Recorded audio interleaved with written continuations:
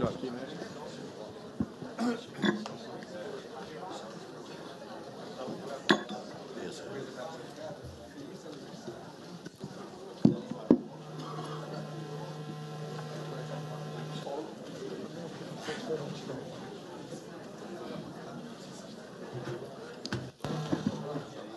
Excelentíssimo senhor deputado presidente desta douta e digníssima comissão especial, excelentíssimo senhor relator, senhores deputados, senhoras deputadas que integram a presente comissão, início gostaria de saudá-los e agradecer a oportunidade de aqui comparecer para que, em nome da senhora Presidente da República, eu possa apresentar a presente manifestação de defesa em face do procedimento de apreciação de denúncia por crime de responsabilidade em curso nesta Casa.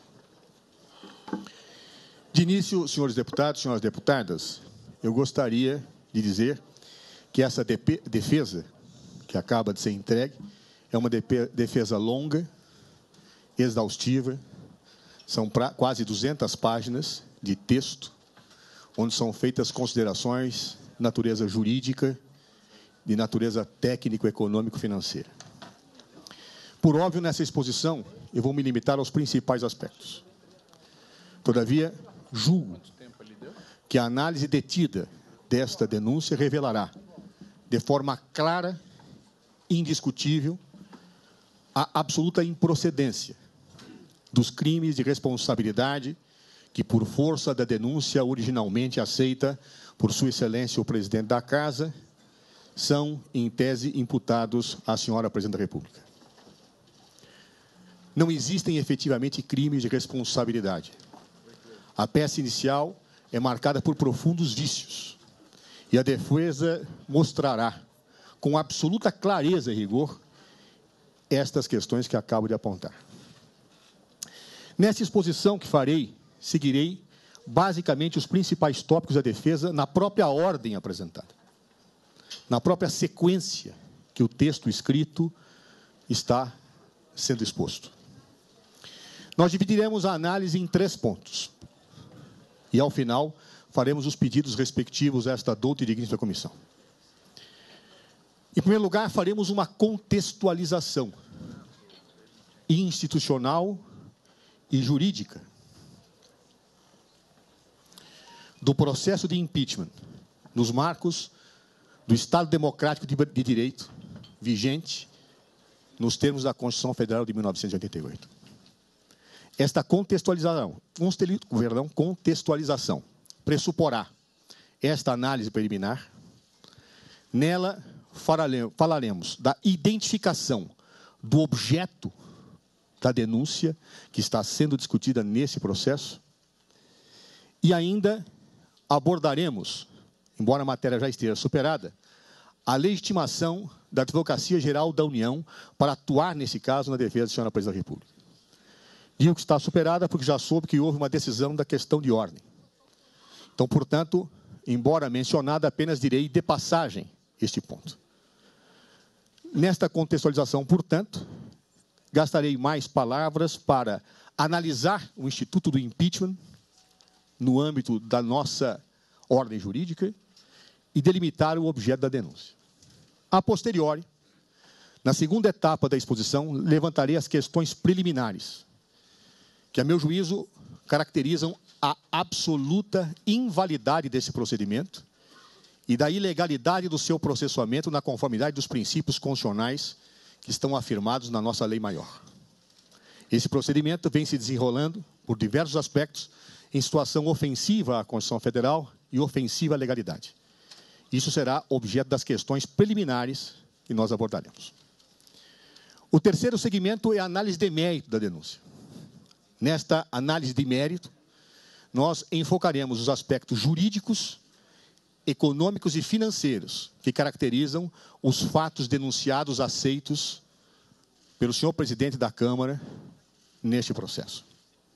Feitos os desenvolvimentos e as análises desses 3 segmentos, ao final, apresentarei os requerimentos devidos em nome da autoridade presidencial que ora represento, na qualidade de advogado-geral da União. Passo, então, senhores deputados, senhoras deputadas, à exposição. Começo pelo primeiro tópico, a contextualização histórica, política e jurídica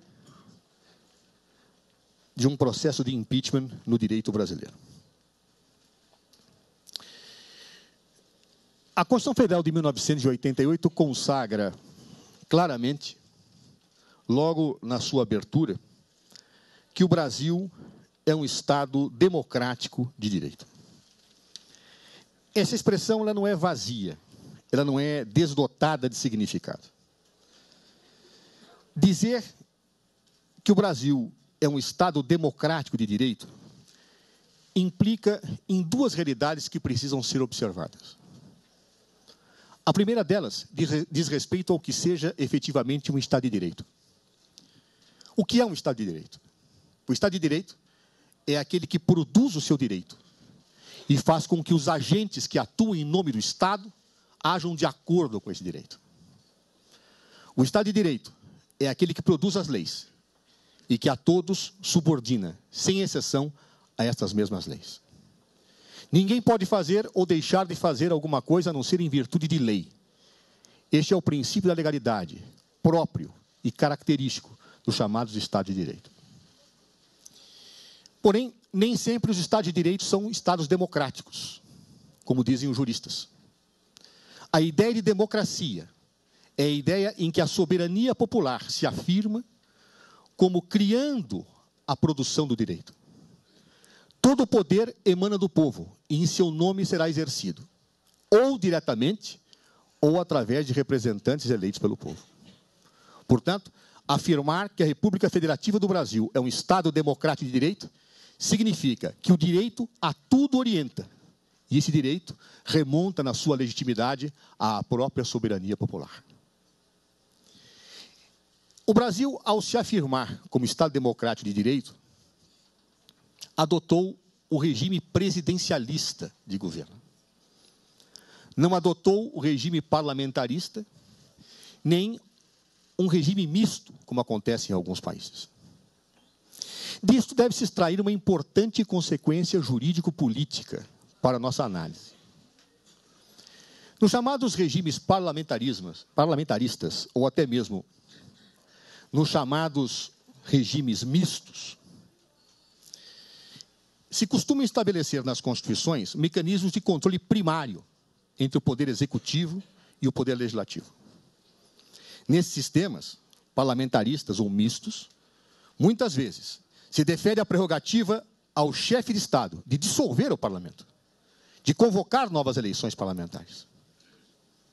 Da mesma forma, nesse sistema, o parlamento pode, por razões de mera conveniência política, destituir o governo, ou seja, fazer com que o governo deixe de ocupar a posição que efetivamente possui do ponto de vista da gestão que lhe é atribuída constitucionalmente. Isso é uma característica dos sistemas parlamentaristas. É um sistema efetivamente de controles primários.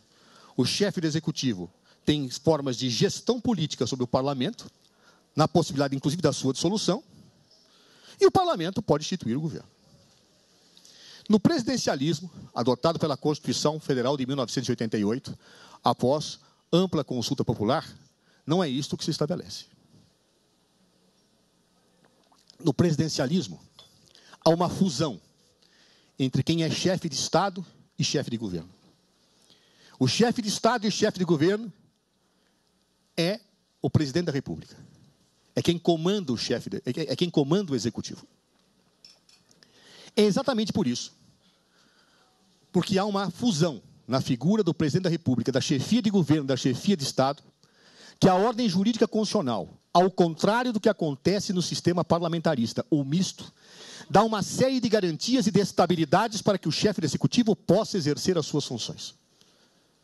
Garantias e estabilidades que não decorrem de favores à pessoa de quem governa, mas garantias e estabilidades que decorrem da missão institucional que o chefe do executivo recebe no presidencialismo. São garantias que fazem com que o seu mandato tenha várias dimensões consolidadas de proteção, justamente para que não exista instabilidade institucional, justamente para que não exista incerteza, justamente para que o Estado e o governo não tenham solidez no âmbito desse sistema. Posso mencionar várias garantias que são dadas, indiscutivelmente, ao chefe de governo e ao chefe de Estado no sistema presidencialista. Várias delas estampadas e acolhidas no texto da Constituição Federal de 1988. Vejam, por exemplo, nobres deputados, a regra contida no artigo 86, parágrafo 4º da Constituição Federal em vigor. O artigo 86, parágrafo 4º da Constituição Federal em vigor diz: o presidente da República, na vigência do seu mandato, não pode ser responsabilizado por atos estranhos ao exercício das suas funções.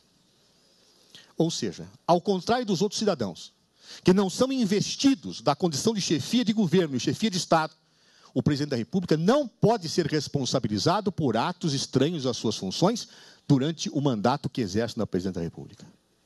Por que isso? Um favor ao presidente? Um benefício? Um privilégio? Não, uma garantia institucional. Uma garantia institucional que afirma a estabilidade daquele que tem por missão conduzir o Estado e o governo após legitimamente eleito pelas urnas.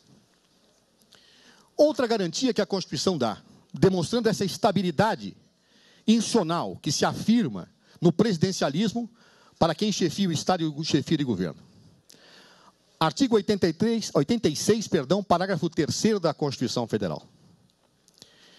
O parágrafo antecedente àquele que há pouco li, diz o seguinte: enquanto não sobrevier sentença condenatória, nas infrações comuns, o presidente da República não estará sujeito à prisão. Ao contrário dos outros cidadãos, nas infrações comuns, o senhor presidente da República não pode ser preso, a menos que tenha uma sentença condenatória. Por quê? Um favor a ele? Não. Garantia institucional, garantia de Estado, garantia de governo. Outro aspecto. Artigo 51, inciso 1 da Constituição Federal. De acordo com o artigo 51, inciso 1 da nossa lei maior, compete privativamente à Câmara dos Deputados: 1. Autorizar, por 2/3 de seus membros, a instauração de processo contra o presidente e o vice-presidente da República e os ministros de Estado. Por que se submeteria o Legislativo à instauração de um processo criminal? Para a garantia institucional do Estado, para a garantia institucional da estabilidade das relações governamentais e públicas. Não é um privilégio, não é uma vantagem em razão da pessoa do presidente, mas uma segurança institucional que aponta pelos valores que cercam o presidencialismo em quaisquer formas constitucionais que adotam esse regime de governo. Da mesma forma, há que se observar ainda a regra da prerrogativa de foro, prevista no artigo 102, inciso 1, letra B da Constituição Federal. Somente o Supremo Tribunal Federal pode julgar originariamente o presidente da República. Privilégio? Não. Isso não se trata de uma forma de escapar da jurisdição, nem de violentar em maneira alguma situações características do Estado de Direito.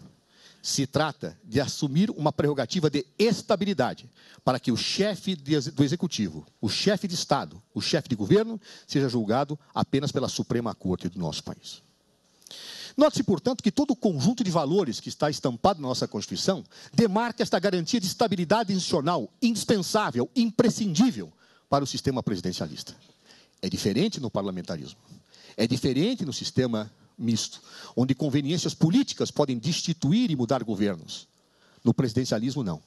Os mandatos são outorgados e legitimamente devem ser exercidos com absoluta estabilidade, salvo situações excepcionalíssimas, de grande intensidade valorativa e de clara ofensa a princípios sensíveis do texto da Constituição. Somente em situações extremas no presidencialismo se admite a cassação do mandato do presidente da República. É uma hipótese excepcionalíssima, que pode ser equiparada, segundo muitos juristas, à intervenção da União nos Estados, que pode ser equiparada ao estado de sítio, que pode ser equiparada ao estado de defesa. O impeachment, portanto, no presidencialismo, é uma situação de absoluta excepcionalidade institucional, justamente por força das garantias que marcam esse sistema de governo. Portanto, no presidencialismo, jamais se poderá falar que qualquer governo possa ser afastado por uma mera decisão política, por uma situação episódica de impopularidade, por algum tipo de situação natural do mundo da política que não seja absolutamente extraordinária e de gravidade afrontosa aos princípios basilares do sistema. Não há impeachment no sistema presidencialista sem situação de gravidade extrema, sem excepcionalidade extrema, sem incontrovérsia absolutamente que se ponha como induvidosa. Esta é a realidade constitucional subjacente e que demarca, do ponto de vista político e jurídico, a compreensão que devemos ter do processo de impeachment no direito brasileiro. Bem, feitas essas considerações, cumpre que venhamos entender, juridicamente, a forma pela qual a nossa Constituição acolhe o chamado processo de impeachment. Processo pelo qual o presidente da República pode perder o seu mandato. Como visto, o processo de impeachment não é um processo meramente político, como alguns fazem. É um erro, é um equívoco, grosseiro, juridicamente refutado por toda a doutrina e por toda a jurisprudência. O processo de impeachment é um processo jurídico-político. Por quê? Porque não se afasta politicamente um presidente eleito no presidencialismo. Ele só pode ser afastado se ocorrerem pressupostos jurídicos claros, indiscutíveis. Somente quando ocorrem esses pressupostos jurídicos claros e indiscutíveis é que se abre a possibilidade de se fazer uma apreciação política sobre a eventual conveniência ou não de permanência do presidente da República. Sem os pressupostos jurídicos, sem a configuração desses pressupostos básicos, jamais poderá haver o impeachment validamente posto no campo de um Estado democrático de direito que adote o regime presidencialista. E qual é, efetivamente, o pressuposto jurídico para que ocorra um processo de impeachment? Para que se possa abrir a avaliação política de permanência ou não, de conveniência ou não de permanência do chefe do executivo e do chefe de governo. A Constituição é clara. O pressuposto jurídico que deve acontecer para que possa ser desencadeado validamente um processo de impeachment é a ocorrência dos chamados crimes de responsabilidade. Se não houver crime de responsabilidade, se não houver fato que se tipifique como crime de responsabilidade no sistema presidencialista, em um Estado democrático de direito, não pode haver cassação de mandato do presidente da República, chefe de Estado, chefe de governo. Não pode haver impeachment. É exatamente por isso que a Constituição, no seu artigo 85, trata do pressuposto jurídico, trata dos chamados crimes de responsabilidade, que são justamente os crimes que, se verificados, permitirão ao Parlamento apreciar, após essa constatação, se é conveniente ou não o afastamento do presidente da República.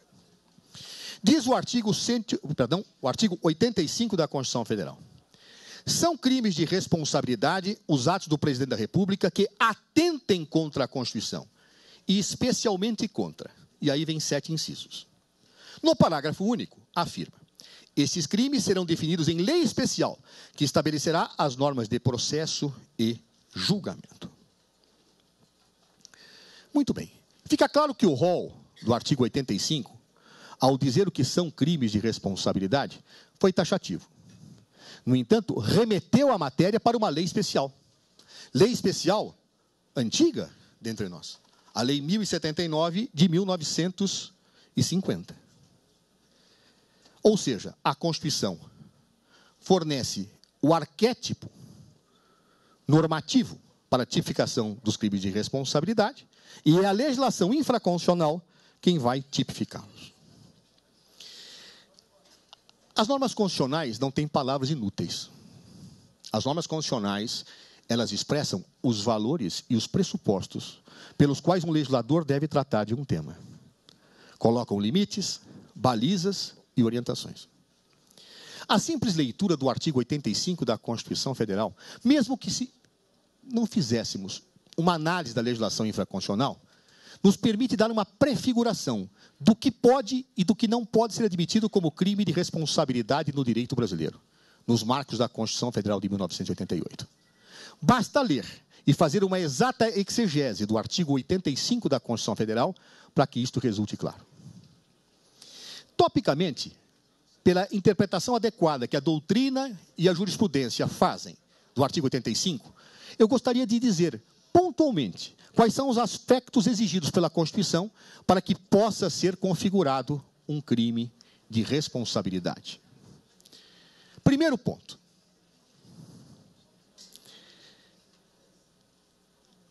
Só existe crime de responsabilidade se houver, diz a Constituição, um atentado à lei maior. A expressão é clara. São crimes de responsabilidade os atos do presidente da República que atentem contra a Constituição. Note-se, o legislador constitucional não fala que violem, não fala que violentem, não utiliza palavras mais fluidas, nem mais brandas. Ele fala que atentem, fala em atentado, fala em violência, fala em ato extremo, fala em ato de ruptura a princípios sensíveis. Quem desrespeita a lei não atenta contra o seu espírito. Quem viola a lei não comete um atentado à ordem jurídica. Portanto, a Constituição, nobre senhor relator, deixa claro que não é qualquer ilegalidade, não é qualquer violação, não é qualquer irregularidade, não é qualquer situação de desrespeito tangencial à lei que deve qualificar um crime de responsabilidade. É apenas um atentado à Constituição. Por quê? Porque no sistema presidencialista é excepcionalíssima a possibilidade de afastamento do presidente. Ou seja, a expressão atentado revela o valor que está por trás da Constituição, revela que é uma situação gravíssima. Não é qualquer situação de ataque, de colisão com norma constitucional qualquer que gera o impeachment. É um atentado. É uma violência extraordinária a princípios estruturantes. É uma violência aos alicerces centrais da ordem jurídica. Crime de responsabilidade que, porventura, a lei define e que não tem esta característica, é inconstitucional. Se viesse a fazê-lo, seria inconstitucional. Por quê? Porque tem que ser um ato de extrema gravidade. O que a lei tipifica e o que se corporifica no mundo dos fatos. Segundo aspecto. A Constituição deixa claro que os atos que podem qualificar o crime de responsabilidade devem ser praticados diretamente pelo presidente da República. O texto é claro. E a Constituição não tem palavras inúteis. São crimes de responsabilidade os atos do presidente da República que atentem contra a Constituição. Atos do presidente da República. Atos que não sejam atribuídos a ele. Atos que não decorram do exercício da sua competência direta. Atos que não sejam diretamente advindos da sua ação administrativa não qualificam impeachment. Portanto, para que possamos ter a possibilidade de um crime de responsabilidade, é necessário que tenhamos um ato do presidente da República. É o que diz a Constituição. Se desagrada a alguém, que se mude a Constituição. Não é o que está dito. Atos do presidente da República. A doutrina é clara e indiscutível. Inclusive, quando aprecia esta matéria em âmbitos de cassação de governadores e de prefeitos. Que, por analogia sistêmica ou do ponto de vista federativo, se aplica. Basta ver a jurisprudência. Tem que ser ato imputável diretamente ao chefe do executivo. Terceiro ponto. Para que exista o crime de responsabilidade, embora a Constituição aponte uma situação meramente exemplificativa, é necessário a tipificação legal. Não há crime sem prévia lei que o defina. Não há crime sem tipo legal antecedente. Portanto, indiscutivelmente, em que pese a Constituição tenha trabalhado com afirmações amplas, exige-se para a configuração do crime de responsabilidade a previsão legal que estritamente identifique a parte delituosa. Ou seja, o fato de ser o impeachment um procedimento jurídico-político não afasta a necessidade da tipificação rigorosa, criteriosa e estrita, uma vez que se está falando em campo de restrição de direitos, de sanção política, mas de sanção. Nullum crime sine previa lege. É necessário que tenhamos a lei, tipificando o delito, para que eu possa ter a sanção. Outro ponto.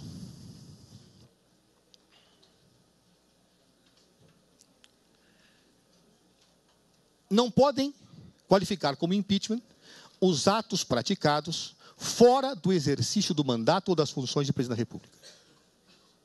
É a aplicação ao texto do próprio artigo 86, parágrafo 4º da Constituição Federal, que já li. O presidente da República não pode ser responsabilizado criminalmente nem politicamente por atos que sejam praticados fora do exercício das suas funções.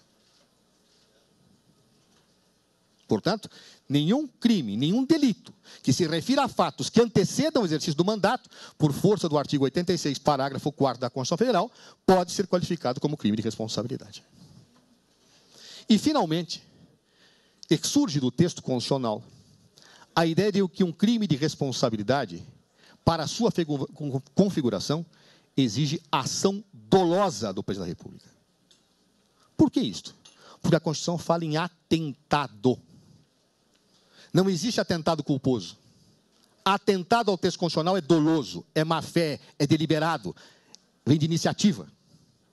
Impossível a configuração, data máxima vênia de entendimentos opostos, de crime de responsabilidade sem ação dolosa do primeiro mandatário do país. Aliás, todos nós sabemos que em sede da tipificação de delitos, crimes dolosos são sempre tipificáveis, mas os culposos, para que possam ter a sua tipificação, exigem determinação legal expressa. E não existe na nossa legislação infraconstitucional, como veremos, tipificação que preveja crimes culposos. Portanto, um crime de responsabilidade exige que o ato praticado pelo presidente da República seja por ele diretamente praticado. Que seja um ato doloso, que seja um atentado à Constituição, uma violência excepcional, capaz de abalar os alicerces do Estado. Exige a tipificação legal. Portanto, todo um conjunto de ingredientes necessários para a configuração de um processo de impeachment. Fora desses pressupostos, qualquer processo de impeachment é inconstitucional, é ilegal. E é nesse plano que tem se colocado uma discussão que, a meu ver, muitas vezes se coloca muito mal na opinião pública.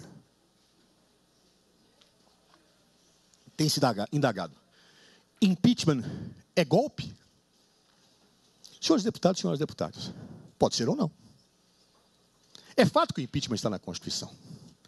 E se todos esses pressupostos forem atendidos e a lei for atendida, pois bem, o impeachment não será golpe. Será uma situação extraordinária, excepcionalíssima. Mas, se esses pressupostos não forem atendidos, se não houver um atentado à Constituição, se não houver ato imputável ao presidente, se não for uma ação dolosa, se ela não for tipificada, a tentativa de impeachment é golpe de Estado, sim.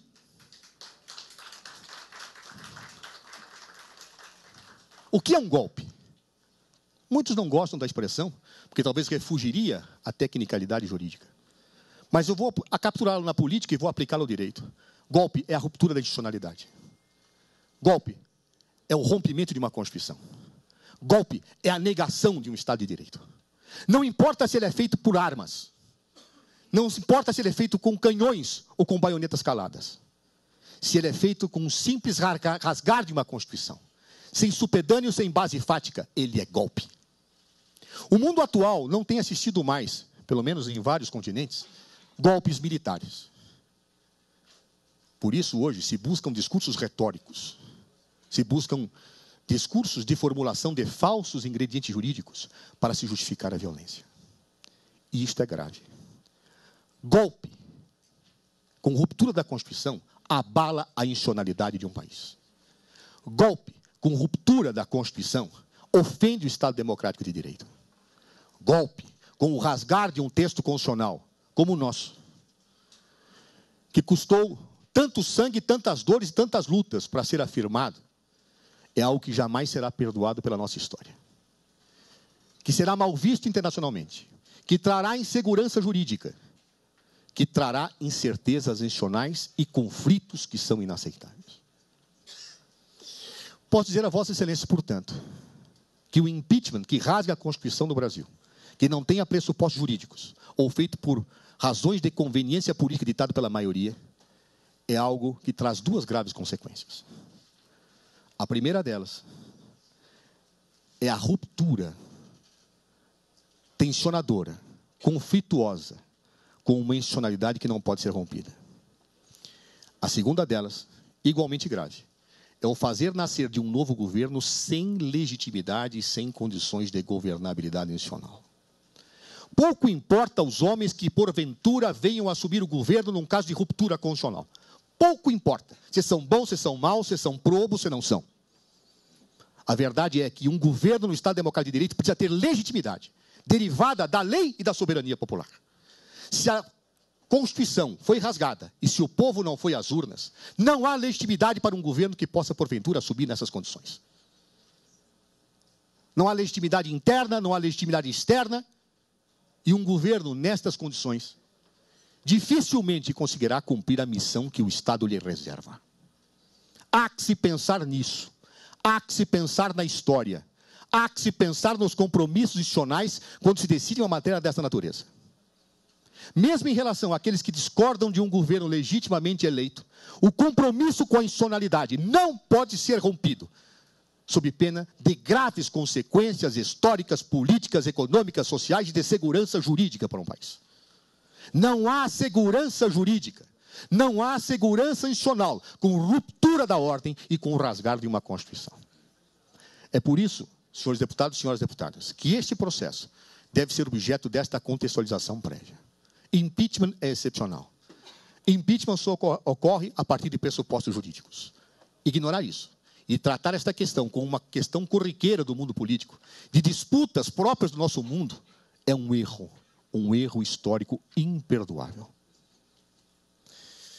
Faço essas considerações preliminares e a seguir, então, essas considerações introdutórias, e passo, então, agora ao segundo tópico dessa contextualização, que diz respeito exatamente à questão relativa à identificação do objeto do presente impeachment. Como todos os senhores sabem,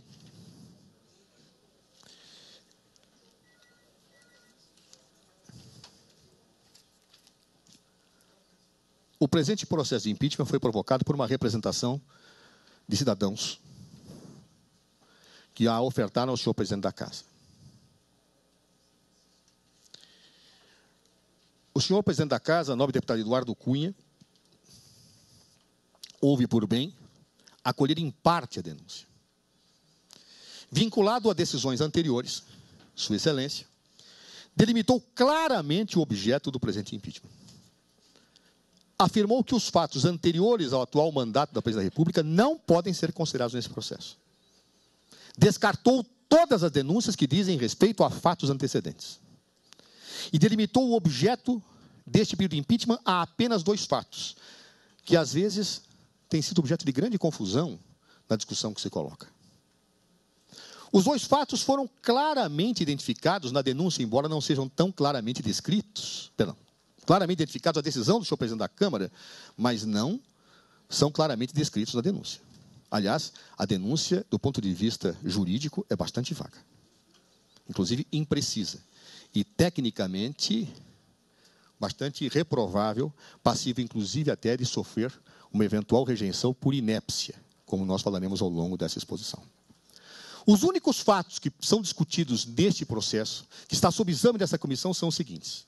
De acordo com a decisão do presidente da Casa, que é quem tem competência para definir esse objeto e dar início ao processo de impeachment. Primeiro, a edição de 6 decretos não numerados, nos meses de julho e agosto, todos fundamentados no artigo 38 da Lei 13.080, de 2 de janeiro de 2015, e no artigo 4º da Lei 13.115, de 20 de abril. Portanto, 6 decretos não numerados que abrem créditos adicionais.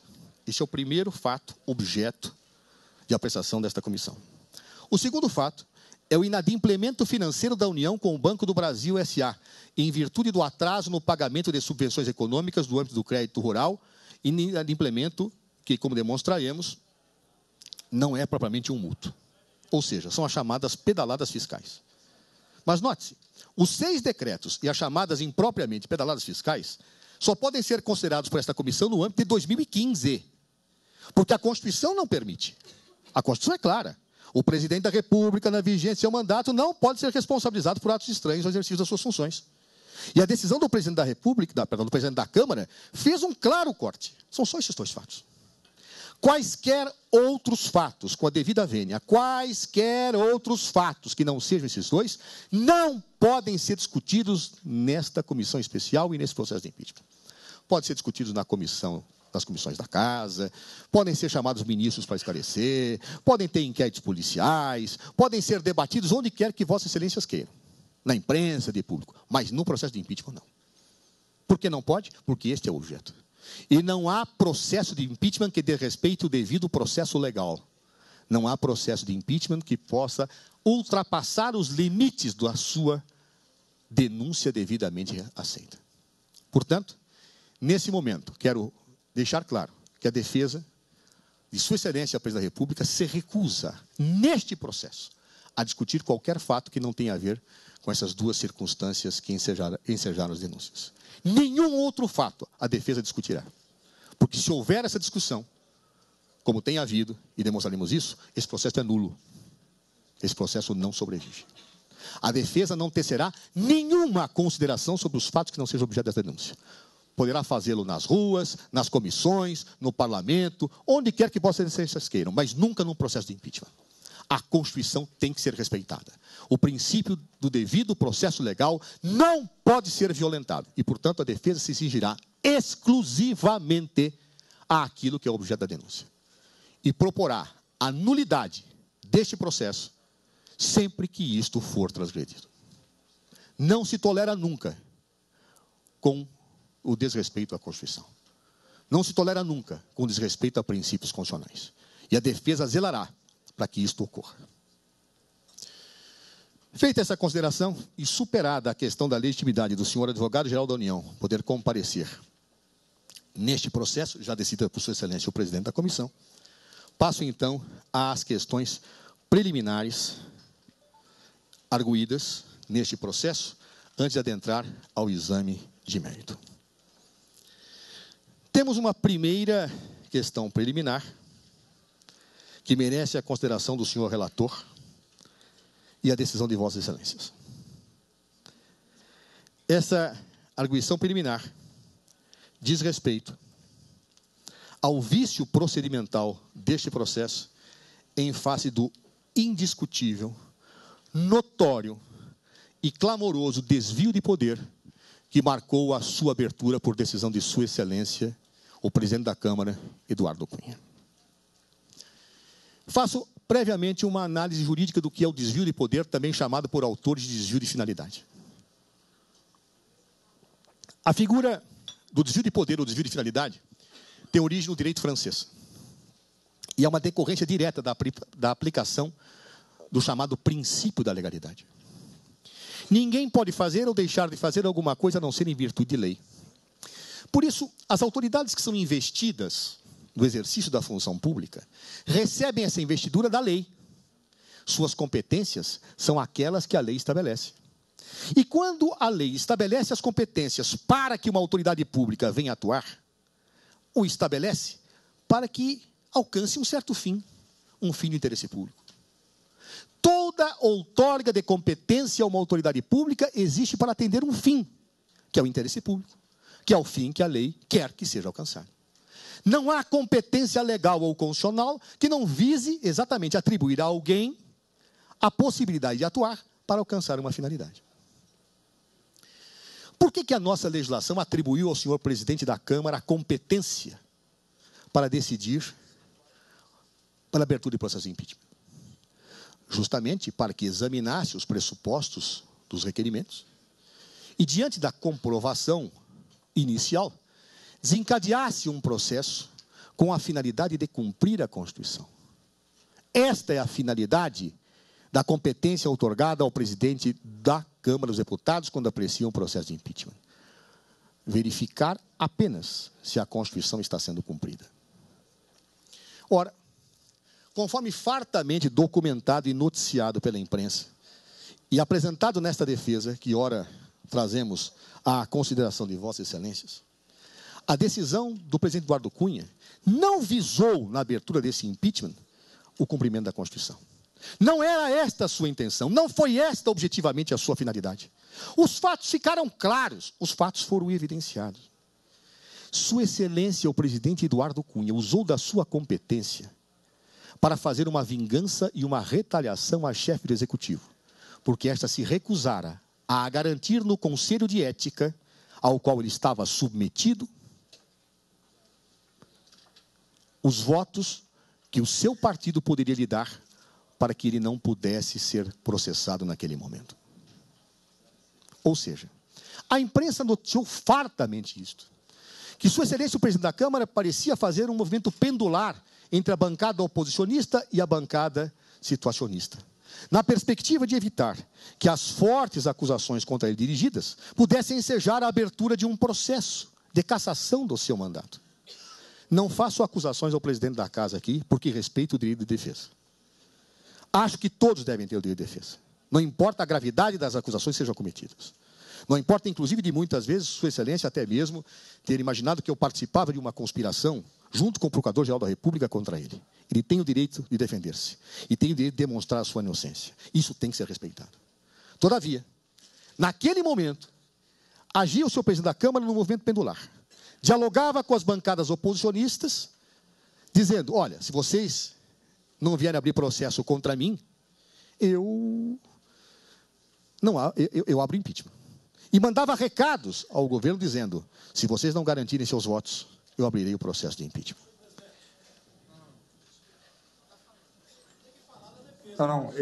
O advogado-geral, o ministro-chefe da Advocacia-Geral da União, ele está fazendo a defesa da presidente. Portanto, nós temos que ouvir com a máxima cautela, a ampla defesa.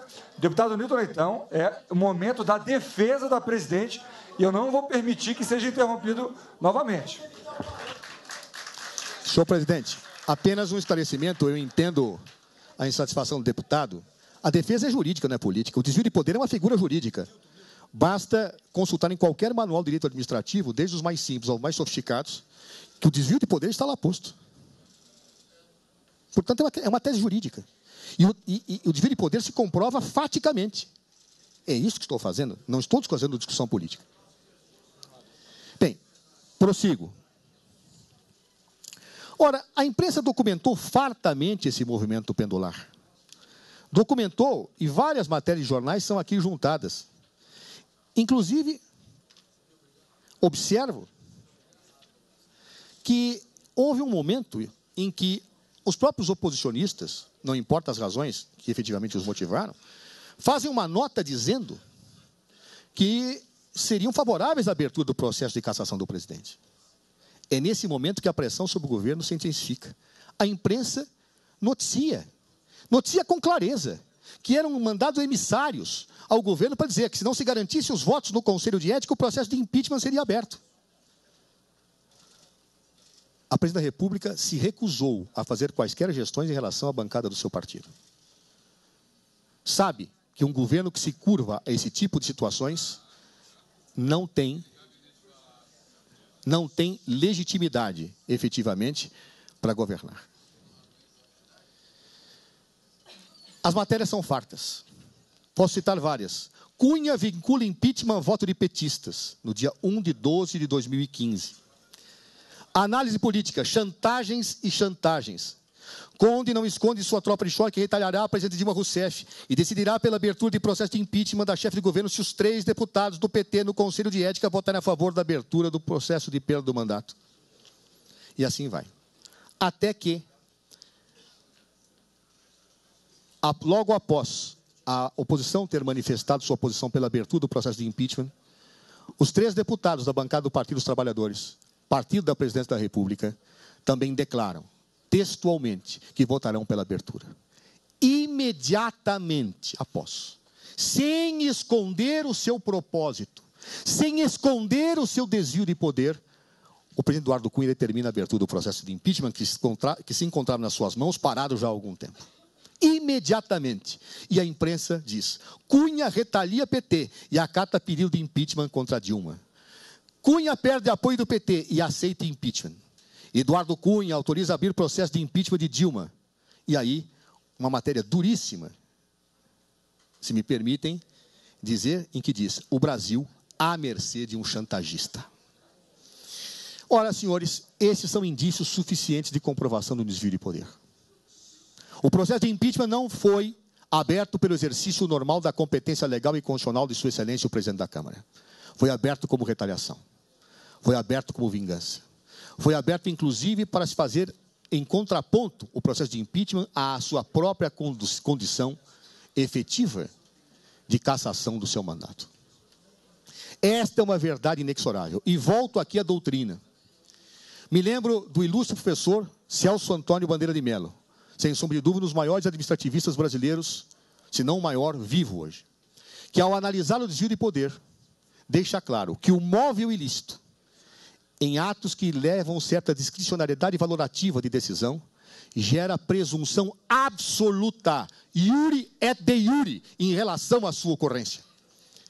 Ou seja, havendo a comprovação do móvel ilícito, se dessume inexoravelmente o desvio de poder. E o ato é viciado, o ato é ilegal. É o que afirma a doutrina. É o que vem do direito francês. É o que afirmam os publicistas de todo o mundo. O ato de abertura do presente processo de impeachment, portanto, está viciado. Esse processo é nulo. O Supremo Tribunal Federal debate essa matéria e ainda não teve uma apreciação definitiva sobre essa questão. A terá. E tenho certeza que esta questão implicará na invalidação ab início desse processo de impeachment. Não se tolera ato praticado com desvio de poder. Não se pode ter um início que marca um pecado original inafastável para este processo. Portanto, se requer anulação desse processo pelo clamoroso desvio de poder de Sua Excelência, o presidente da Casa, Eduardo Cunha, ao determinar a abertura deste processo de impeachment. Segunda preliminar. Conforme decorre destes autos, Sua Excelência, o presidente da Casa, determinou aos autos desse processo a juntada da delação premiada feita por Sua Excelência, o senador Delcídio do Amaral. Esta juntada qualifica clara ofensa ao procedimento legal do impeachment e clara ofensa aos princípios constitucionais. Em primeiro lugar, eu não irei debater aqui a delação premiada, porque não é o objeto desse processo. Farei, se for necessário, em outro momento. Farei com grande prazer, como já o fiz, sem nenhum problema. Mas nesse processo, não. Porém, se observarmos, essa delação premiada, ao ser juntada a esse processo, contraria a própria decisão do senhor presidente. Por quê? A maior parte dos fatos narrados nessa delação premiada, que foi juntada na íntegra esta comissão, diz respeito ao período anterior ao atual mandato. A quase totalidade das acusações dizem respeito ao período anterior ao atual mandato. Ora, o senhor presidente da Câmara havia decidido que só fatos do atual mandato é que poderiam ser apreciados, por isso fez o corte em 2015. Os fatos lá relacionados, deputado Darcísio, Passadina e todos os outros, estão anteriores ao atual mandato. E pela própria decisão do presidente da Câmara, não poderia ter sido juntado. Deputado Perondi, com muito respeito a Vossa Excelência, nós estamos no momento constitucional da ampla defesa do devido processo legal. Qualquer interrupção será eventualmente considerada. Portanto, mais uma vez, eu faço esse apelo que nós consigamos respeitar a Constituição. Quero lembrar ao deputado Darcísio que, evidentemente, o Parlamento pode modificar a Constituição. O artigo 86, parágrafo 4º, pode ser modificado. Mas ele está lá, vigendo. E lá se diz que é no mandato que efetivamente tem que haver a responsabilização do presidente por uma garantia presidencial, como disse ao início. Bem, isso não é privilégio do presidente, é garantia institucional, como ao início esbocei. Pois não. Uma informação: a manifestação da denunciada já está disponível na página da comissão em destaque. Cópias para os deputados estão sendo providenciadas. Portanto, no visor de vocês já está disponível a cópia da defesa. Obrigado. Por que terá feito, então, o senhor presidente a juntada dessa delação se contraria a sua própria decisão anterior? Trata-se do desvio de poder em continuidade. Desde que foi apresentada a denúncia, vários especialistas e juristas do Brasil inteiro firmaram pareceres voluntariamente, dizendo que não há base para esse impeachment, que esses fatos alegados são frágeis. Então era necessário criar-se uma comoção, mesmo que desvirtuadora desse processo, para que o desvio de poder de Sua Excelência, o presidente da Casa, tivesse continuidade. Ora, esta situação, efetivamente, juntada de uma delação premiada, que contraria a própria delimitação do objeto feita pelo presidente, mostra que o desvio de poder teve no início e permanece. Jamais poderia o senhor presidente da Casa, dentro das suas próprias premissas, ter mandado juntar essa delação. Ao fazê-lo, demonstrou que continua incidindo em desvio de poder. E, ao fazê-lo, criou uma ilegalidade insuplantável nesse processo. Nobres senhores parlamentares desta comissão levantaram esta questão de ordem. Efetivamente, se entendeu que esta delação não pode ser considerada, mas, data máxima vênia, senhor presidente, se deixou ela entranhada nos autos, permitindo a apreciação e, portanto, desvirtuando e desfigurando legalmente o objeto desse processo de impeachment. Nesse ponto, com todas as venas, senhor presidente, vai aqui a discordância da defesa com a decisão que, a nosso juízo, Vossa Excelência tomou e que anula esse processo. Vossa Excelência diz textualmente, ao decidir essa matéria: de qualquer forma, gostaria de lembrar Vossas Excelências que, mesmo desconsiderado como parte integrante da denúncia, o citado documento é de conhecimento público. Dito isto, não há como esta presidência impedir a influência dele sobre a formação de juízo individual de cada parlamentar desta comissão e desta Casa. E sendo nós todos condicionalmente livres em opiniões, palavras e votos, é da mesma forma impossível para esta presidência impedir que os fatos neles contidos sejam enunciados no discurso de Vossa Excelência. Senhor presidente, esta comissão só trata dos dois fatos. Não pode haver discursos, manifestações, avaliações que refujam os dois fatos. São os dois fatos que podem legitimar a configuração de crime de responsabilidade. Se houver outro processo de impeachment, é outra questão. Aqui são só estes. Então, esta comissão não pode tratar desse problema, não pode debater. A simples presença deste documento entranhado nos autos é fator de nulidade insuplantável desse processo. Insuplantável. O simples fato de senhores deputados terem feito referência a ele anula o processo. Indiscutivelmente. Por quê? Porque num processo só se examinam os fatos da acusação. Por quê, deputados? Pelo exercício do direito de defesa. Quando alguém se defende, tem que saber exatamente do que se defende. Quando alguém se defende, tem que saber exatamente o que lhe é imputado. Não existe a roleta giratória de acusações disseminadas e difusas para que alguém possa exercer a defesa. Aliás, eu me lembro, e aqui é citado, o clássico romance O Processo, de Franz Kafka, em que Joseph K. tinha um processo contra ele e não sabe do que era acusado. Do que é acusada a senhora presidente? De todos os fatos do senhor Delcídio? Não. Do que é acusada a senhora presidente? Dos fatos que a cada momento são citados num processo? Defesa se faz diante de fatos objetivamente imputados. E neste processo só há dois. Ao se tecer considerações que podem influenciar a convicção dos senhores parlamentares em relação a quaisquer outros documentos, você traz uma nulidade ao seu processo. Se dirá, mas isto é um processo político, isto é diferente. Não é.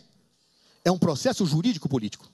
A própria Lei 1079 de 1950 manda aplicar o Código de Processo Penal subsidiariamente a este processo. O Código de Processo Penal deve ser aplicado. E o próprio Código de Processo Penal não admite fatos novos, aditando denúncias ou aparecendo incidentes, intertanto, dentro de um processo. É um processo jurídico-político? É. Mas os pressupostos de análise do crime são penais e processuais penais. Não se transforme isso numa arena política fora de normatividade, fora de processualidade, com desrespeito à legislação penal. Isso traz nulidade insuplantável. Então, portanto, senhor presidente, com todas as vênias, o fato do senhor presidente da Casa ter mandado juntar essa denúncia, o fato de senhores parlamentares terem feito menção e análise a ela ao longo desse processo, o fato de Vossa Excelência não ter determinado os entranhamentos e autorizado reflexões e ponderações políticas nesse processo por parte dos parlamentares desta comissão em relação a isso, inquina de vício insanável esse processo, devendo ele, portanto, ser anulado. Terceiro ponto. Terceira preliminar. Houve por bem esta comissão, a partir de plano de trabalho proposto pelo senhor relator, por realizar uma etapa procedimental em que seriam ouvidos os autores da denúncia, para melhor esclarecer. Quero observar que, em ação de descumprimento de preceito fundamental proposta pelo Partido Comunista do Brasil, o rito de impeachment foi rigorosamente tratado pelo Supremo Tribunal Federal. E nos termos de voto vencedor de Sua Excelência o ministro Luiz Roberto Barroso, ficou claro que o procedimento de impeachment que seria aplicado em quaisquer casos a partir do julgamento desta ação tomaria como parâmetro o processo de impeachment realizado pelo então ou contra o então presidente da República, Fernando Collor de Mello. Aquele era o parâmetro. Basta olhar o que foi decidido pelo Supremo e como foi realizado o processo de impeachment do ex-presidente Fernando Collor de Mello para se verificar que, antes da defesa, ninguém foi chamado a se pronunciar. Ninguém. Por quê? Porque depois da denúncia vem a defesa. Assim foi feito e essas foram as regras. Ao inovar esta comissão com todas as vênias, fazendo com que com que cidadãos que subscreveram a denúncia aqui comparecessem para esclarecer a denúncia, incorreu em gravíssimo equívoco processual. Primeiro, porque se respeitou o rito definido pelo Supremo Tribunal Federal. Em segundo lugar, porque não existem esclarecimentos verbais de autor de denúncia em processo de natureza criminal. Se a denúncia não é clara, se a denúncia é obscura, ela é inepta. Não pode o julgador chamar a pessoa do denunciante para esclarecer o que disse. Até porque isto é uma ofensa ao direito de defesa. Não pode o denunciante aduzir fatos, fazer colocações em agregação à denúncia para esclarecê-la. Ou ela se sustenta por si, ou não se anexa ao seu subscritor para explicá-la. Não existe isso no Estado de Direito.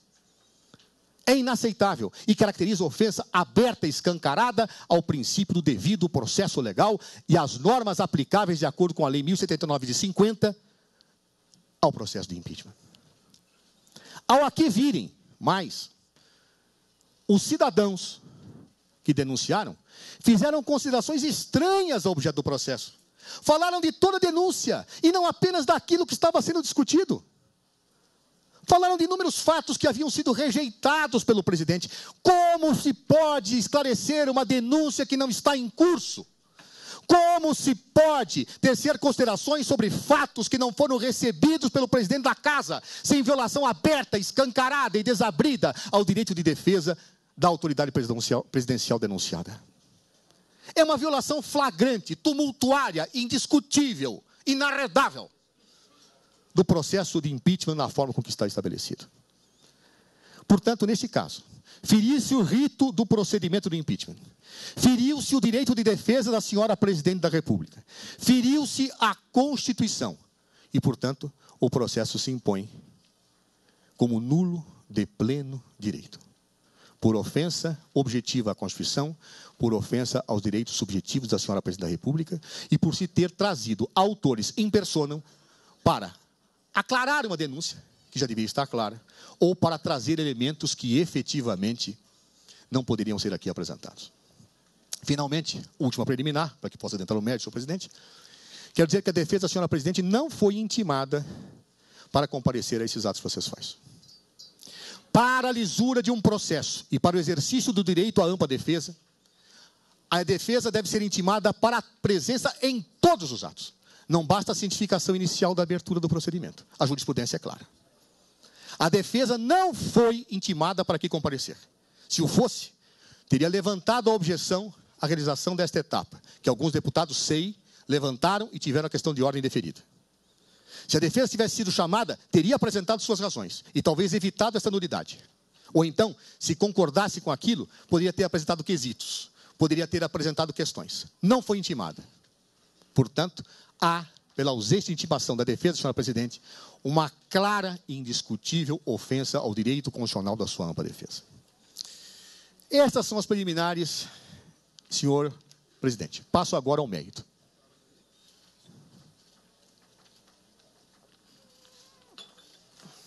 a denúncia apresentada pelos cidadãos que a subscrevem e apenas parcialmente recebida pelo senhor presidente da República, será, repito, considerada pela defesa apenas nos fatos que dizem respeito a esse processo. Inovações não serão aqui debatidas. Argumentos que fogem ao objeto, por amor ao processo, ao direito de defesa e à Constituição e ao Estado de Direito, não serão por nós tratados. Os dois fatos tipificados, a abertura de crédito suplementar e as operações contábeis, equivocadamente chamadas de pedaladas fiscais, são dois fatos distintos e inconfundíveis. Distintos e inconfundíveis. Na prática, se fala dos decretos como se fossem pedaladas, se façam das operações contábeis como se fossem decretos. São dois fatos distintos, absolutamente distintos, que apenas devem ser considerados a partir de 2015, segundo decisão do presidente e segundo regra decorrente da Constituição no artigo 84, parágrafo 6º. Muito bem. O que eu quero afirmar é que a denúncia apresentada pelos subscritores apresenta com a devida vênia e respeito imensamente os subscritores. Os subscritores são indústrias penalistas, inclusive da minha relação pessoal, mas apresenta erros conceituais básicos de direito financeiro. Básicos. Se vossas excelências lerem a defesa, verão que são clamorosos os equívocos. Clamorosos. Com a devida vênia e acatamento. Grosseiros. Pueris. E que podem ser explicados, talvez sem a sofisticação de todas as páginas dessa defesa, com alguma facilidade. Em primeiro lugar, quero observar que afirma-se que 6 decretos durante 2015 foram editados em desacordo com a lei orçamentária e que isto qualificaria um crime de responsabilidade. Fala-se que esses decretos teriam violentado as metas fiscais, teriam implicado em gastos fiscais excessivos, teriam levado a um desequilíbrio financeiro que abalou o país. Afirmar-se isso é desconhecer minimamente direito financeiro. Minimamente. Por quê? Porque não se pode confundir a gestão orçamentária com a gestão financeira. Quem já atuou na administração pública sabe disso, sem dificuldade. Mas é possível que pessoas que efetivamente não militem nesta área tenham dificuldade de entendê-la. O que é o orçamento do programa, deputado Júlio Lopes? É uma lei que estabelece uma programação, em que você faz uma previsão daquilo que vai arrecadar e estipula onde vai gastar. A lei orçamentária é uma decorrência do princípio da legalidade. Ninguém pode fazer ou deixar de fazer alguma coisa a não ser em virtude de lei. Logo, o administrador só pode gastar naquilo que a lei autoriza. É a regra. É uma programação. É claro que quando a lei orçamentária é aprovada pelo Congresso Nacional, se faz uma estimativa de receita. Essa estimativa pode se cumprir ou não se cumprir. Pode haver recursos e pode não haver. Foi por isso que a Lei de Responsabilidade Fiscal criou instrumentos que garantem o controle financeiro a despeito da programação orçamentária. Isso se processa através do chamado contingenciamento. O que é o contingenciamento? Muitas vezes eu tenho uma previsão de recurso. Muitas vezes eu tenho uma previsão de que um recurso entre. Mas o recurso pode não entrar. A receita pode estar superestimada. Então, se autoriza a possibilidade de edição de um ato administrativo que limite o gasto a despeito da possibilidade orçamentária. É isto, com a devida vênia, o que dizem todos os especialistas de direito financeiro e a própria lei de responsabilidade fiscal, o deputado Júlio Lopes. O que é o contingenciamento? É a limitação de gasto que, em tese, está admitido no orçamento. É por isso que, às vezes, se faz essa confusão, e é comum se fazer na imprensa. Ah, mas você não gastou tudo aquilo que devia no teu orçamento.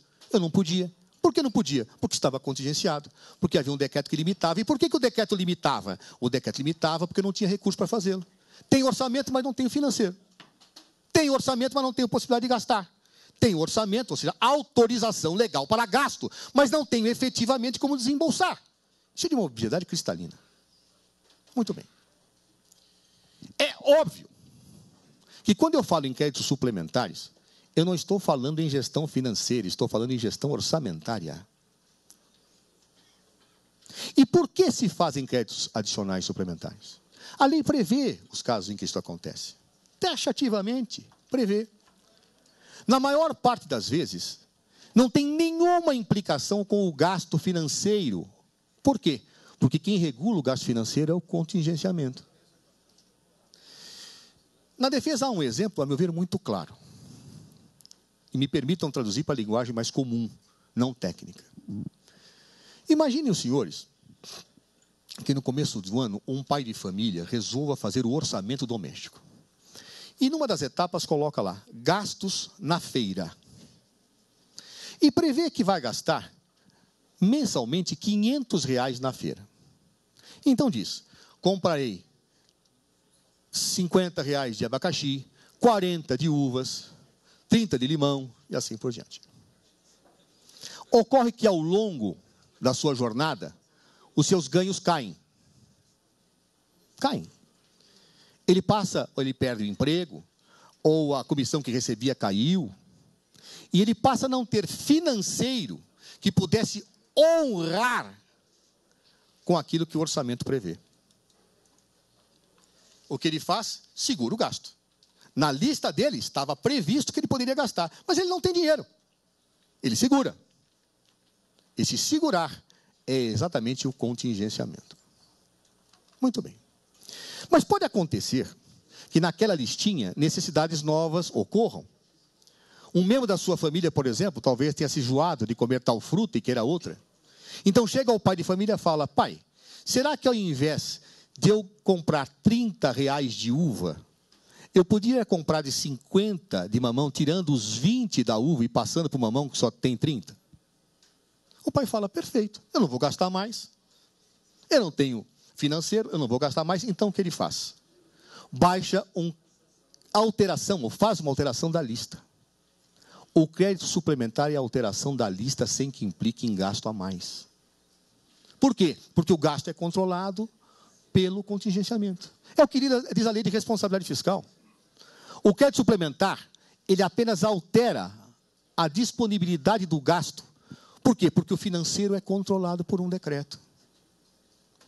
O que chama a atenção aqui, senhores deputados, é que se é assim, há que se entender que meta fiscal não tem nada a ver com orçamentário. Meta fiscal tem a ver com o que é efetivamente gasto. E, portanto, o crédito suplementar não guarda a menor pertinência com os gastos, que são controlados pelo decreto de contingenciamento. Ora,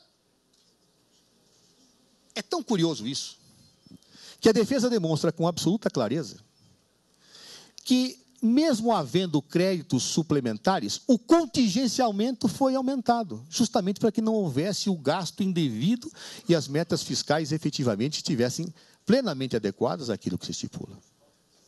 Portanto, há aqui um erro de princípio clamoroso. Clamoroso. Os créditos adicionais suplementares não interferem, não guardam nenhuma pertinência lógica com gastos efetivamente feitos. Créditos adicionais suplementares têm a ver com programação, tem a ver com orçamento, não tem absolutamente nada a ver com gastos efetivados, com a execução orçamentária, com o disponibilizado. Isso é controlado pelo empenho. Isso é controlado pelo contingenciamento. Basta apenas ler a lei de responsabilidade fiscal para que se tenha isso como exato. Aliás, isso não acontece só no governo federal. Isso não acontece só no governo federal. Se os senhores olharem vários outros estados, é assim que se verifica.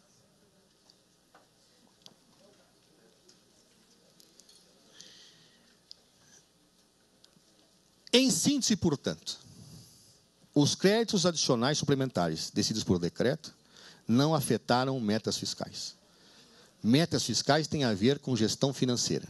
Gestão financeira é controlado pelo decreto de contingenciamento.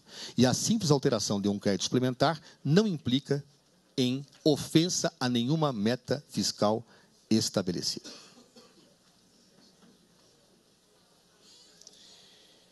Ou seja, não há nenhuma ilegalidade a ser imputada ao presidente da República. Mas vamos avançar. Vamos imaginar, como diz o deputado Júlio Lopes, que lê atentamente o livro de direito financeiro, peço apenas que identifique as páginas corretas para que possamos debatê-las. Vamos imaginar que houvesse ilegalidade, deputado Júlio Lopes. Vamos imaginar que Vossa Excelência tivesse razão. Vamos imaginar. Um crime de responsabilidade só se configura quando há ação dolosa. Nós já vimos isso. Muito bem. Houve ação dolosa da Presidente da República, no caso? Sabem os senhores quantos técnicos e órgãos técnicos intervêm? Sabem os senhores quantos órgãos técnicos intervêm para que um decreto como esse seja expedido? Mais de 20 órgãos técnicos, a defesa demonstra isso. Mais de 20 órgãos técnicos. Desafio a quaisquer dos senhores parlamentares a olharem os anexos desses decretos. São rubricas técnicas, trabalhadas, todas exigem parecer técnico econômico e parecer jurídico. Todas foram respaldadas por pareceres jurídicos dos diferentes órgãos técnicos da administração federal. Imaginam, senhores, que a Presidente da República, ao receber um relatório como este, irá agir com má fé, quando todos os técnicos, todos, dizem que isto é possível, que é factível e que deve ser feito? Há um princípio de direito, que é o princípio da legitimidade dos atos administrativos. Os atos administrativos se presumem legais, até prova em contrários. Ora, todos esses decretos foram estribados em manifestações de órgãos técnicos, consideradas e presumidas legais. Imaginar-se que Sua Excelência, a Presidente da República, tivesse uma ação dolosa ao baixar esses decretos, quando a própria AGU, quando o Ministério do Planejamento e seus órgãos técnicos, formados por pessoal competente e de carreira, firmou esses estudos de alto detalhamento, seria um verdadeiro absurdo. Aliás, chama a atenção uma questão. Os créditos suplementares que foram baixados, embora os autores da denúncia pareçam confundir, não são firmados só para o Executivo e a pedido do Executivo. Não são firmados. Os outros poderes também pedem. E é por decreto que se baixa. Um dos decretos que está aqui colocado foi pedido pelo Poder Judiciário, pela Justiça do Trabalho. Incorreu o presidente do Superior Tribunal do Trabalho, do TST, em crime também? Ao pedir a adequação, incorreu em crime? Quero lembrar que o próprio TCU também pede. E vai se dizer que a Presidente da República é culpada por isso? Quando um outro poder pede, quando técnicos atestam do outro poder que isso deve ser feito, quando técnicos do Executivo também afirmam que isto é factível, onde está o dolo? Onde está a má-fé? Portanto, mesmo que houvesse ilegalidade na expedição dos decretos suplementares, parece induvidoso que dolo da chefia do Executivo não há. Aliás, a jurisprudência é absolutamente tranquila no Brasil, ao dizer que o chefe do Executivo, que se baseia em pareceres técnicos dos órgãos competentes, não age com má fé, mesmo que porventura ilegalidade possa ser imputada ao seu comportamento. Se crime de responsabilidade, como visto pela Constituição e pela lei, exige dolo, esse simples fato descaracteriza abertamente a ocorrência desse delito. Ainda gostaria de observar, no plano da descaracterização do dolo presidencial, nesses decretos, algo importante. Não há ilicitude. Não se pode confundir gestão financeira com gestão orçamentária. Mas há de argumentando tanto. Imaginemos que houvesse. Durante 15 anos, desde a entrada em vigor da Lei de Responsabilidade Fiscal, o Tribunal de Contas da União e os Tribunais de Contas dos Estados admitiram essa prática. 15 anos. Todos os estados executaram. E, portanto, se essa casa decidir pelo impeachment da Presidente da República, haverá processo de impeachment em todo o país, de governadores e prefeitos. Saibam disso. Todos praticam a mesma coisa. Todos. Por quê? Porque as Cortes de Contas sempre aceitaram isso. Houve um momento em que, em 2014, todavia, o Tribunal de Contas da União decidiu o oposto. Mudou-se a jurisprudência. E, curiosamente, com a devida vênia, se passou a discutir se o presidente da República, mesmo tendo praticado atos antes da mudança jurisprudencial, deveria ser penalizado por isto. Existe punição retroativa? Se eu proíbo a partir de agora um comportamento, quem realizou o ato quando o comportamento era admitido deve ser punido. Se eu puno a partir de agora que as pessoas bebam água, quem bebeu água ontem deve ser penalizado. A partir do momento em que o Tribunal de Contas da União modificou o seu entendimento e que houve um trânsito julgado no seu acórdão, o Executivo não baixou mais esses decretos. Quer-se então penalizar retroativamente por má-fé a presidenta, quando ela editou atos na afirmação de uma jurisprudência que autorizava que eu fizesse? Irá-se punir todos os governadores e prefeitos do Brasil inteiro por terem feito isto, por uma mudança de jurisprudência? Aliás, deputado Júlio Lopes, um a ser punido é o governador Geraldo Alckmin. Ele baixou o decreto suplementar e desrespeitou a meta fiscal. Está aqui na nossa defesa. É correto que haja impeachment contra o governador Geraldo Alckmin? Não. Não. Porque não há ilegalidade. A mesma situação que atinge a presidência da República atinge vários governadores. Nós temos aqui um mapa de todos os estados atingidos. A entender o Congresso Nacional que essa situação qualifica crime de responsabilidade, todos devem submeter a processo de impeachment, sem exceção. Uma verdadeira violência constitucional quando se entendia que isso era factível há 15 anos. Fere-se o princípio da previsibilidade jurídica. Fere-se a segurança das instituições.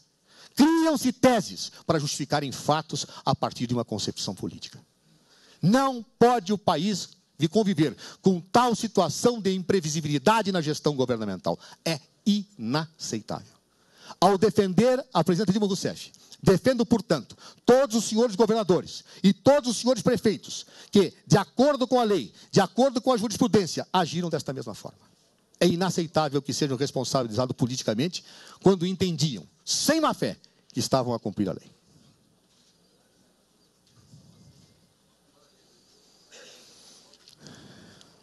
Um outro aspecto. Se examinarmos os decretos que abriram créditos suplementares, veremos algo curioso. Boa parte dos valores, cerca de 70%, se não me falha a memória, desses valores, que estão estipulados nesses decretos suplementares, tiveram como objetivo o Ministério da Educação e Cultura. Por quê? Sabem por quê, senhores deputados? Porque o TCU determinou. Aquela alocação de recursos feitos pelos créditos suplementares foi determinada pelo próprio TCU. O que se esperava que a presidente da República fizesse? Que descumprisse a ordem do Tribunal de Contas da União? Não se pode confundir despesas obrigatórias com despesas discricionárias. As obrigatórias são aquelas que decorrem da lei. E estas, o presidente da República tem o dever de viabilizá-las. Inclusive por decretos de suplementação, como foram feitos. Se crime tivesse havido, seria a figura que os penalistas chamam de inexigibilidade de conduta diversa. Eu não tenho como praticar outra conduta porque era o que a lei me mandava. E boa parte desses decretos foram decorrentes de decisão do TCU, dos valores envolvidos, nesse decreto. Está provado na defesa. Como se esperava que a presidente agisse? Que não se fizesse? Que desrespeitasse o TCU? E os créditos suplementares baixados pela Polícia Federal? Se não fossem baixados, as investigações e o combate à corrupção seria duramente criminado, a presidenta o fez. Por quê? Porque a lei autorizava. A possibilidade de abrir créditos adicionais suplementares, ou créditos suplementares, perdão, podem ser feitos por lei ou por decreto. Mas que sejam feitos por decreto, tem que estar aprovados a lei orçamentária. E a lei orçamentária aprovada por esse Congresso autorizou que assim fizesse. Onde está o ilícito? Onde está a má-fé? Não há.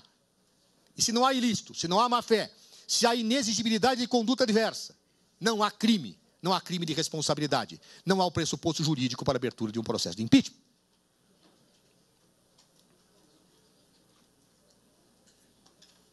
Finalmente, quero observar que, embora os créditos suplementares não tenham nada a ver com metas fiscais, a meta fiscal foi alterada por lei desta casa. Já não havia crime, já não havia delito, mas foi alterada. Terá esta casa incorrido também em delito ao fazê-lo? Não.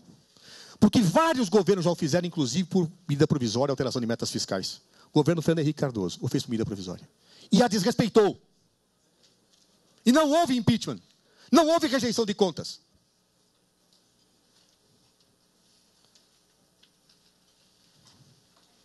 Neste caso, a lei foi alterada. A meta foi cumprida. E os decretos não têm nada a ver com isso. Há crime. 2 pesos e 2 medidas numa democracia, no Estado de Direito? Se altera metas e não se cumpre, não há problema. Baixa os decretos que não têm nada a ver com as metas e se altera a lei, há problema.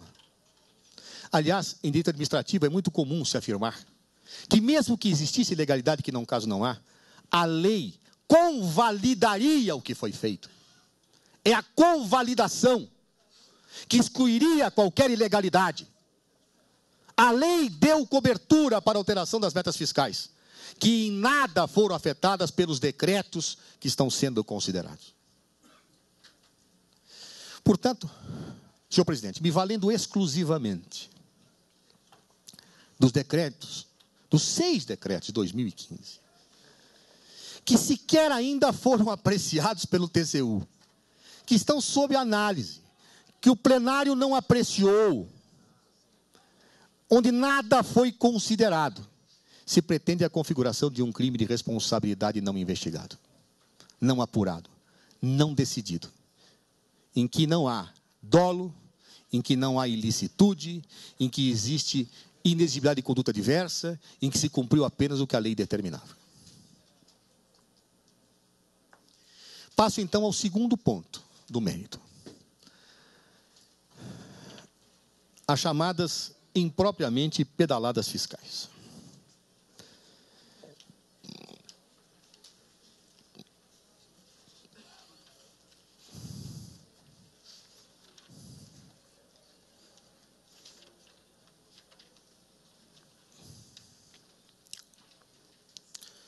A grande verdade é que a denúncia que foi recebida por Sua Excelência o presidente Eduardo Cunha é uma verdadeira pedalada na anterior que já havia sido feita.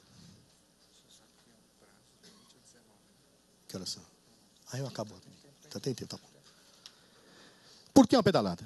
Porque a denúncia originalmente apresentada dizia respeito a 2014. Quedou ela em exame pelo presidente Eduardo Cunha há muito tempo, até que posteriormente foi aditada. E foi apenas recebida naquele momento em que se configurou o desvio de poder, para fins dos fatos que ocorriam no atual mandato de Sua Excelência, Presidente da República. Muito bem. Logo, o que está em consideração é exclusivamente as operações de crédito, as chamadas pedaladas fiscais, praticadas no ano de 2015.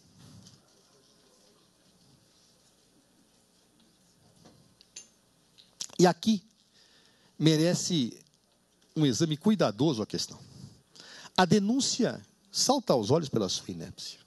Salta aos olhos. Todo o foco da denúncia diz respeito à situação de relação jurídica existente decorrente do chamado Plano Safra. O Plano Safra é um plano que está previsto em lei e é regulada por portarias do Ministério da Fazenda. Não é a Presidente da República quem o disciplina. São portarias do Ministério da Fazenda. Muito bem.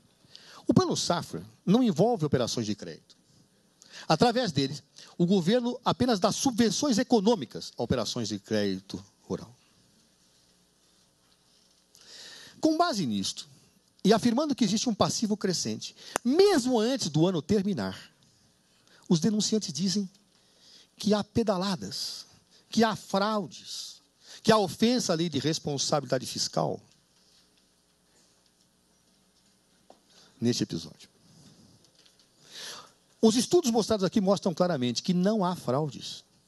Ao contrário do crescimento da dívida que se aponta, de 1º de janeiro a 30 de junho, a dívida caiu. E ao final do ano, tudo foi pago. Que ilegalidade houve? O que afirmam os denunciantes é que, na verdade, esse tipo de situação seria de empréstimos simulados. Como a lei de responsabilidade fiscal proíbe que as instituições financeiras públicas emprestem dinheiro para o executivo, então, o que se constrói? Que, na verdade, o executivo, ao não fazer os repasses das subvenções ao Banco do Brasil, teria feito um empréstimo. Ou seja, ao não pagar, tomou emprestado. A confusão jurídica chega a ser grotesca, com a devida vênia. Empréstimo é empréstimo, subvenção é subvenção. Prestação de serviços é prestação de serviços, comodato é outra coisa. Quando eu contrato alguém para prestar um serviço ou para subvencioná-lo, se eu não faço o pagamento, eu não estou tomando dinheiro emprestado. Por exemplo, se Vossa Excelência tiver um empregado na sua casa e atrasarem o pagamento, isso significa que o empregado está emprestando dinheiro aos senhores? Não. O senhor está atrasado. O senhor pode ser inadimplente. O senhor pode não ter honrado com seus compromissos. Mas empréstimo dele para você não há. Porque mútuo empréstimo exige repasse de dinheiro para alguém. Não pagamento. É por isso que as situações decorrentes da chamada pedalada fiscal não são operações de crédito. Não são empréstimos. Juridicamente não são. E, portanto, não são operações vedadas pela lei de responsabilidade fiscal. É fato que o Tribunal de Contas da União sempre admitiu isso. Admitiu no governo Fernando Henrique Cardoso, admitiu no governo do presidente Lula. Mas o ano passado disse que não podia mais. A partir do momento em que o Tribunal de Contas disse que não podia mais, não se fez mais isso. Portanto, em 2015, não existe nenhuma ilicitude nesse comportamento em relação ao Plano Safra. Ou seja, não há ato ilegal. E se não há ato ilegal, não há crime de responsabilidade. Mas vamos imaginar que houvesse ilegalidade. Vamos imaginar, argumentando tanto. Nós vimos que pela Constituição um crime de responsabilidade só se configura quando o ato é do presidente da República. A lei deixa claro que quem faz a gestão do Plano Safra não é o presidente da República, é o ministro da Fazenda. O ato tem que ser do presidente. Tem que ser doloso. Não há. Aí, os denunciantes, na denúncia, curiosamente, dizem, olha, não há ato dela mesmo, mas houve uma omissão. Ela tem a responsabilidade de gerir toda a administração. Bom, se é assim, então o presidente da República, os governadores, os prefeitos, os senhores deputados têm que ser responsáveis por tudo que acontece nos seus governos, nos seus gabinetes. É essa a teoria? Se um funcionário dos senhores vier a praticar um ato ilegal, porque o senhor tem poder hierárquico sobre eles, os senhores serão responsabilizados, é correto que seja isso? É. Então, cassemos o mandato de todos aqueles que têm funcionários que pratiquem irregularidade dos seus gabinetes. Não é correto. As pessoas respondem por aquilo que a lei manda, por aquilo que lhe é imputável. O fato de alguém ter um poder de supervisionar a administração não lhes coloca na condição de ter praticado um crime. Senão, pais seriam responsáveis por crimes praticados por seus filhos. Senão, se responderia pessoalmente por atos praticados por pessoas sem que se tivesse má fé, apenas porque estavam trabalhando sob sua tutela, guarda e supervisão. Não existe crime de responsabilidade que não decorra de ato imputável diretamente ao presidente da República. E, neste caso, não há este ato. No caso do Plano Safra, das chamadas situações de aludido empréstimo, não existe esta situação. E também aqui, repita-se, houve uma alteração da jurisprudência. Também aqui houve uma alteração jurisprudencial. Deverá a senhora presidente da República responder por atos anteriores à mudança da jurisprudência do tribunal? É correto? É jurídico? Parece evidente que não.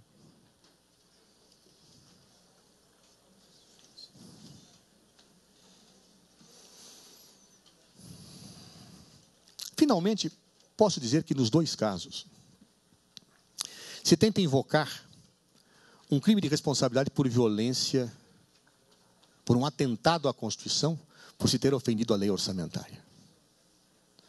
Nós estamos a anos-luz daquilo que a Constituição manda. Primeiro, repito, porque não houve ilícito. Segundo, porque se tivesse havido ilícito, teria havido ilícito em tese contra a lei de responsabilidade fiscal nos dois casos. E violar a lei de responsabilidade fiscal não é violar a lei orçamentária, nem o orçamento. O tipo criminal da lei 1079 de 50 é claro, é violar o orçamento. Mas vamos imaginar que tivesse havido violação à lei de responsabilidade fiscal, ao orçamento. Onde está a má-fé da Presidência da República dos dois casos? Não há. Onde está o atentado à Constituição nos dois casos? Não há. Foram procedimentos adotados por vários governos. Foram procedimentos adotados por muitos anos. Foram procedimentos acolhidos pelos tribunais de contas do Brasil inteiro. Subitamente muda-se de posição e se quer aplicar uma sanção retroativa. Que atentado à Constituição há? Que má-fé há? Que ofensa a princípio básico e sistêmico que autorize uma medida de violência como impeachment existe? O impeachment, eu disse no início da exposição, e meu tempo já se acaba, só existe em casos extremos de ofender os alicerces do sistema. Neste caso, estas práticas foram aceitas no Brasil por décadas. Nestes casos, as Cortes de Contas aceitavam esta situação sem reprimi-las.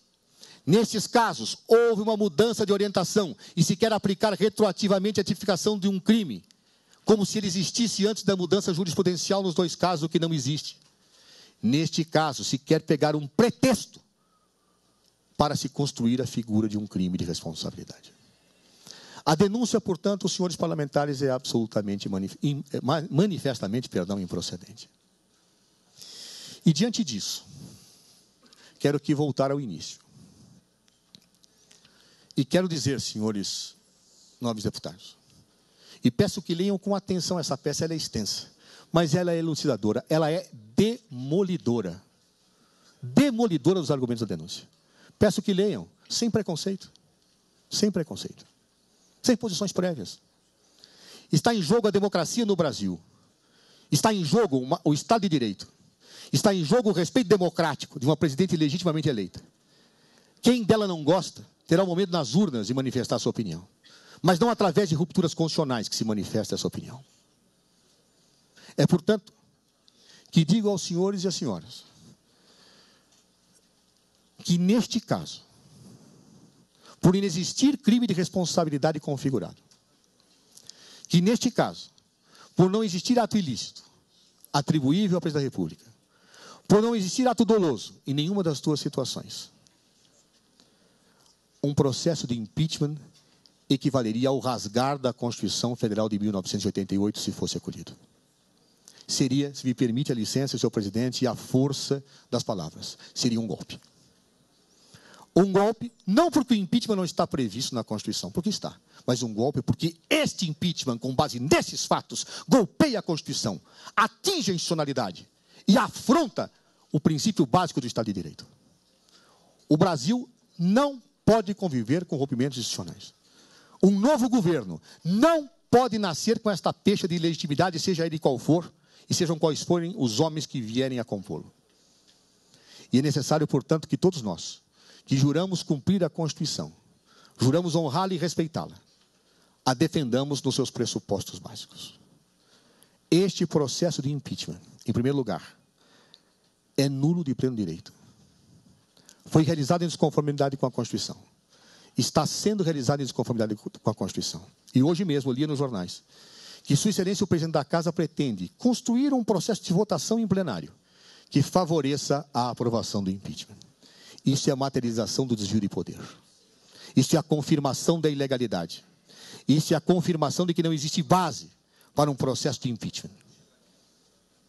E mais, que não se force uma retórica jurídica quando os fatos não se combinam ao texto constitucional. Que não se pretenda, efetivamente, atingir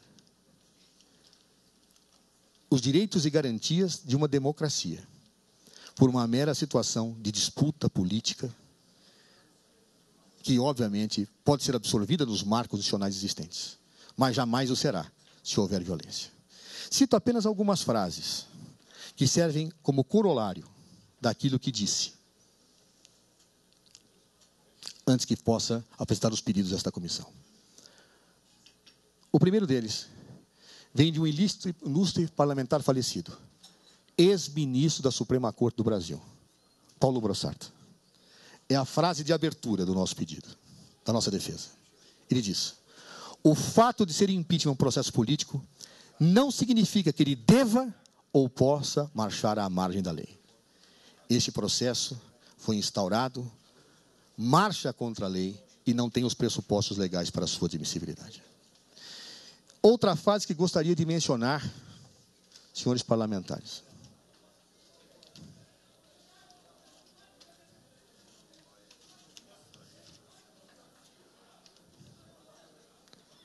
Outra frase que gostaria de mencionar, senhores parlamentares, se assim me é permitido. É uma frase que talvez seja uma avaliação definitiva sobre o que seja um Estado constitucional. Vem de Thomas Paine e serve para qualquer tentativa de constituir um novo governo a despeito da Constituição que nos rege. Dizia Thomas Paine: um governo sem Constituição é um poder sem direito. Caso um novo governo nasça de um processo de impeachment, com um golpe à Constituição Federal de 1988, ele não terá direito.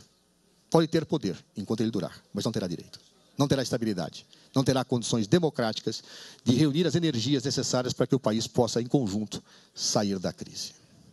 É, portanto, nesse sentido que proponho, em primeiro lugar, a aceitação das preliminares invocadas, para que seja anulado esse processo ab início, porque contrariador da Constituição e das nossas leis. Proponho que sejam rejeitadas as denúncias, porque ineptas, e porque não encontram amparo na Constituição por não existirem crimes de responsabilidade passíveis de serem imputados à Presidenta da República por tudo aquilo que foi exposto. Os requerimentos são afirmados textualmente na defesa. Se pede anulação, se pede reabertura de prazos, se pede a improcedência. Peço, portanto, que Vossas Excelências, uma vez que meu tempo se esvai, que considerem, acima de tudo, o honroso dever que todos os senhores receberam, e que eu também recebi quando pertencia a esse parlamento, de honrar a democracia, de honrar o Estado de Direito, independentemente das nossas convicções políticas e ideológicas. Que façamos do país o país que vem sendo desde a Constituição de 1988. Um país que disputa, um país que diverge, mas um país que respeita as suas instituições. Honremos com a nossa Constituição. Honremos com o Estado de Direito. Essa é a nossa missão. Não se admite, nos tempos atuais, no nosso país, depois de tantos anos da ditadura militar de 1964, um golpe à Constituição. Isso não será admitido. A história nos observa. O mundo nos observa. E, portanto, nenhum de nós, jamais, por maior que sejam suas visões e raivas atinentes à atual governante, tem o direito de romper com a ordem institucional estabelecida num verdadeiro Estado democrático de direito, que pertence a todos os brasileiros e todos os brasileiros.